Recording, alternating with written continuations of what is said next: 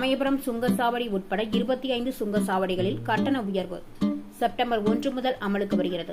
மாதாந்திர பாஸ் கட்டணம் ரூபாய் 5 முதல் 150 ரூபாய் உயர்வு. தமிழகத்தில் உள்ள 25 சுங்கச்சாவடிகளில் செப்டம்பர் 1ஆம் தேதி முதல் கட்டணம் உயர்த்தப்பட உள்ளதாக தேசிய நெடுஞ்சாலை ஆணைய அதிகாரிகள் தெரிவித்துள்ளனர். இந்தியாவில் உள்ள தேசிய நெடுஞ்சாலைகள் மத்திய அரசின் தேசிய நெடுஞ்சாலை அமைச்சு கட்டுப்பாட்டின் கீழ் வருகிறது. அந்த அமைச்சகமே நெடுஞ்சாலைகள் ஆணையம் மூலம் தனியார் நிறுவனங்களுக்கு ஒப்பந்தம் அடிப்படையில் சுங்க கட்டணம் வசூலிக்க அனுமதி அளித்து வருகிறது.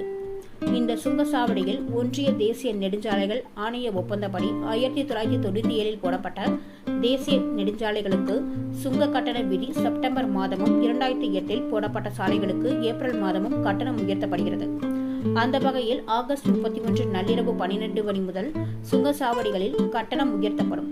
தமிழ்நாடு முழுவதும் உள்ள 25 சுங்கச்சாவடிகளில் இந்திய தேசிய நெடுஞ்சாலை ஆணையம் மாதாந்திர பயணீட்டாளர் கட்டணத்தை உயர்த்த உள்ளதால் தேசிய நெடுஞ்சாலைகளில் பயணம் செய்வதற்கு செப்டம்பர் 1ஆம் தேதி முதல் கட்டணம் அதிகரிக்க உள்ளது. வாகனத்தின் வகையை பொறுத்து ஒரு பயணத்திற்கான கட்டணம் ரூபாய் 5 முதல் ரூபாய் 25 வரை உயரும் என தெரிவிக்கப்பட்டுள்ளது.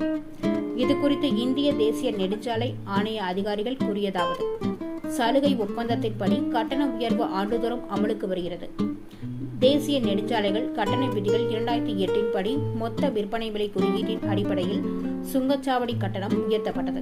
தற்போது மாநிலத்தில் 67 செயல்பாட்டு சுங்கச்சாவடிகள் இந்திய தேசிய நெடுஞ்சாலை ஆணையத்தின் சார்பில் அமைக்கப்பட்டுள்ளன. அவற்றில் 25 சுங்கச்சாவடிகளில் மட்டும் ஒவ்வொரு ஆண்டும் செப்டம்பர் மாதம் 1ஆம் தேதி பயனர் கட்டணம் மாற்றி அமைக்கப்படுகிறது.